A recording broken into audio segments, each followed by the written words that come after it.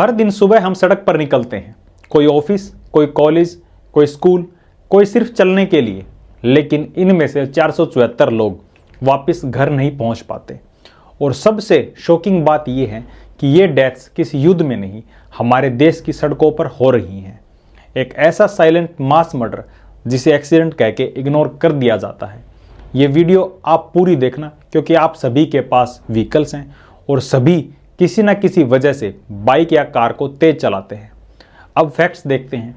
2023 में गवर्नमेंट के डेटा के हिसाब से इंडिया में 4,61,000 से ज़्यादा रोड एक्सीडेंट्स हुए, जिनमें से 1,61,000 लोगों की मौत हो गई।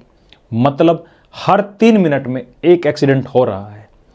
पर यह सिर्फ नंबर्स नहीं है, ये पोस्टमार्टम है एक ऐसे सिस्टम का जिसमें आम जनता से लेकर सरकार ने हाथ खड़े कर रखे हैं।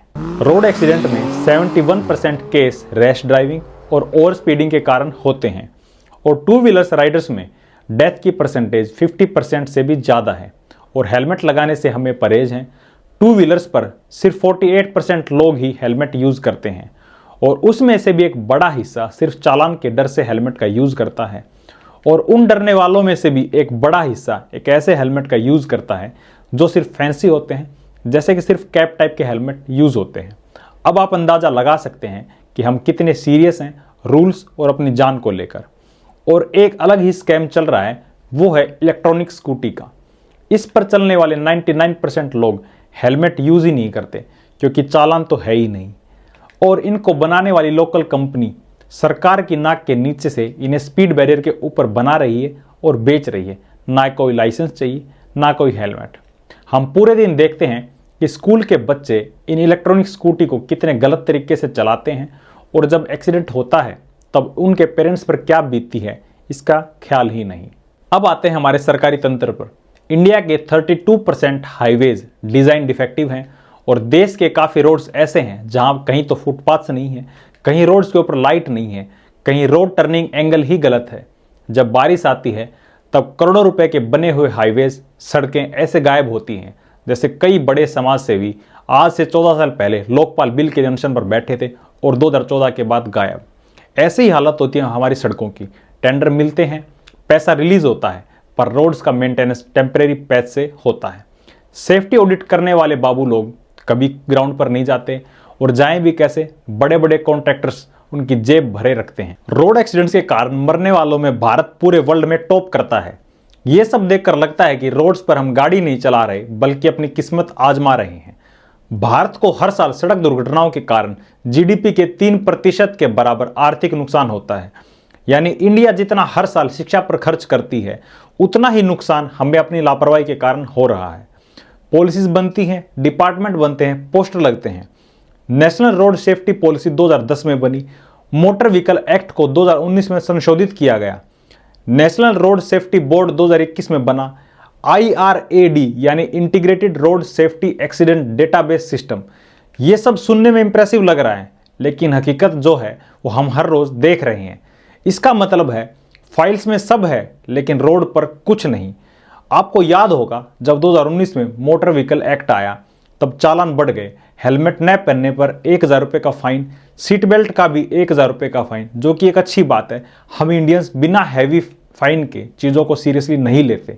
लेकिन क्या सभी के चालान हो रहे हैं या फिर कुछ सेटिंग से भी एडजस्ट हो रहा है? हर साल करोड़ों रुपए का बजट पास होता है नेशनल हाईवेज के लिए और उसमें से खर्च कितना होता है हमें नहीं पता। लेकिन ये जरूर अंदाजा है कि एक बार अगर लोकल सड़कों की हालत जांची जाए तो आधे से ज़्यादा सड़कें खत्म मिलेंगी। कहीं तो लोगों ने अपनी मनमर्जी से ब्रेकर्स बना रखे हैं, कहीं ब्रेकर्स हैं ही नहीं। आपको जानकर हैरानी होगी कि भारत के राष्ट्रीय राजमार्ग यानी नेशनल हाईवेज कुल सड़क नेटवर्क का 2% है मात्र, लेकिन वे कुल सड़क यातायात का लगभग 40% वहन करते हैं। अब आप सोचो कि हमें कितना जागरूक होना चाहिए। और थोड़ी गहराई से चीज़ों को जानते हैं। इंडिया में जब हम कार की ऐड देखते हैं तो उस पर लिखा होता है India safest car built like a tank. मतलब हमारे देश में कार कंपनीज ने सेफ्टी को एक लग्जरी फीचर बना दिया है, जबकि ये तो एक बेसिक नेसेसिटी होनी चाहिए। और हमारे देश में एक कार कंपनी ऐसी है जिसकी गाड़ियां साइकिल से भी टकरा जाएं तो गाड़ी टूट जाए, लेकिन सबसे ज़्यादा बिकती है। यही हमारी मानसिकता दिखाती है कि हम कितने अवेयर हैं और सरकार क्यों नहीं लगाम लगा रही ऐसी कंपनी पर। जब सरकार ने ये कहा कि सब कार्स में बेस मॉडल से ही एयरबैग अनिवार्य हैं, तब इन कंपनीज ने सिर्फ खानापूर्ति के लिए एयरबैग लगा दिए। अब ये बात आप समझो कि सेफ्टी एक बेसिक नीड है, ना कि लग्जरी। और एक कंपनी जो सेफ्टी को महंगा करके बेच रही है वो भी बराबर की दोषी है।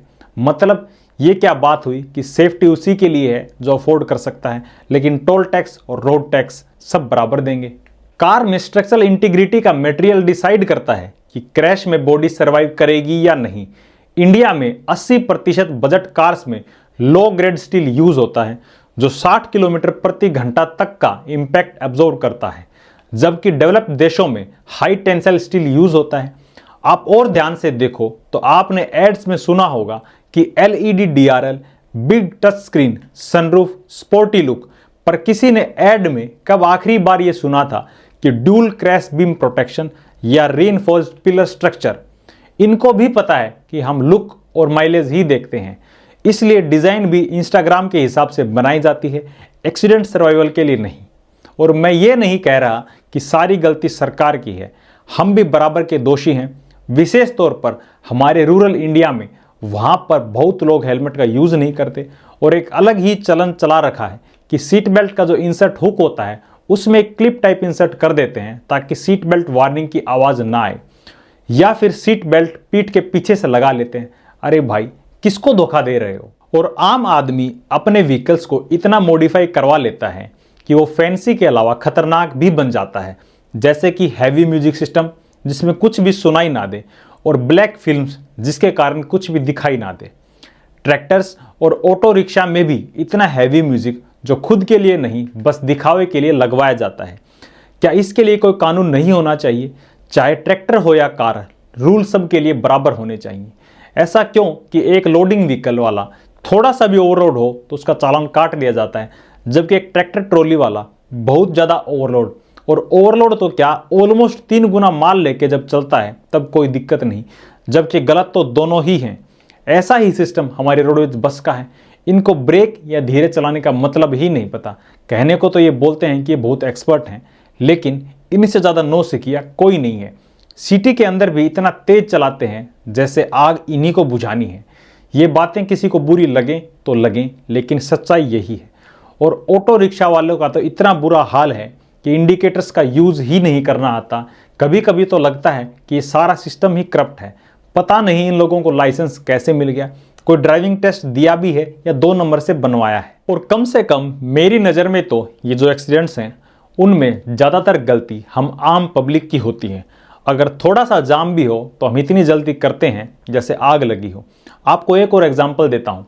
जब आपकी सिटी में रेलवे फाटक बंद हो तब जाके देखना कैसे खड़े होते हैं। मतलब जो जाने का रास्ता है उसके सामने खड़े हो जाते हैं, जैसे महाभारत में दोनों सेनाएं एक दूसरे के सामने खड़ी होती थी। कोई सिविक सेंस नहीं। काफ़ी सिटीज़ में ट्रैफिक सिग्नल्स नहीं हैं, और जो हैं वहाँ पर सिस्टम खराब है। उन सिग्नल्स को तोड़ना आम पब्लिक की गलती है। भाषण देना और सरकार की गलती निकालना आसान है, लेकिन खुद की कमियों के बारे में सुनना हमें अच्छा नहीं लगता। अगली बार सरकार की कमी निकालने से पहले ये भी सोचना कि हम कितने जागरूक हैं।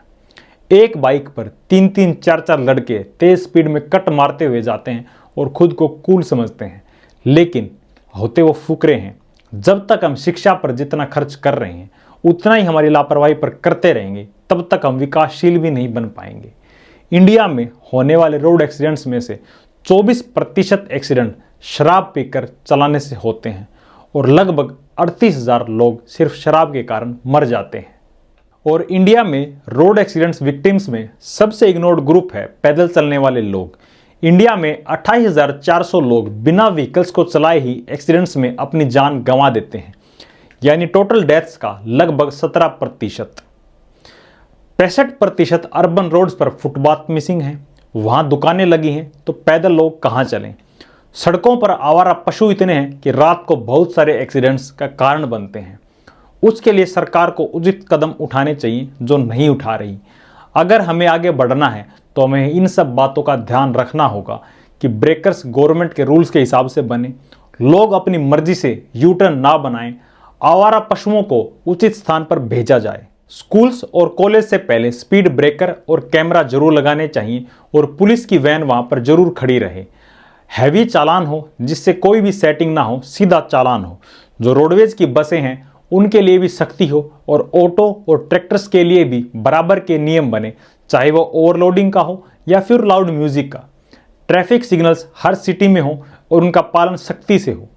कार मॉडिफिकेशन पर भी हैवी चालान हो और रियर सीट बेल्ट का भी चालान हो, क्योंकि पीछे वाली सीट पर बैठा इंसान भी उतनी स्पीड से जा रहा है जितना आगे वाली सीट पर बैठा हुआ इंसान जा रहा है।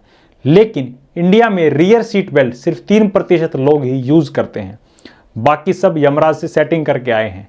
अगर आपको इस वीडियो से कुछ भी प्रभाव पड़ता है तो ही इस वीडियो को शेयर करें, नहीं तो आपने अपने जीवन की 8 से 10 मिनट खराब कर दी हैं। और जब तक आपने ये वीडियो पूरी देखी है तब तक एक और इंसान भारत की सड़कों पर मर चुका है।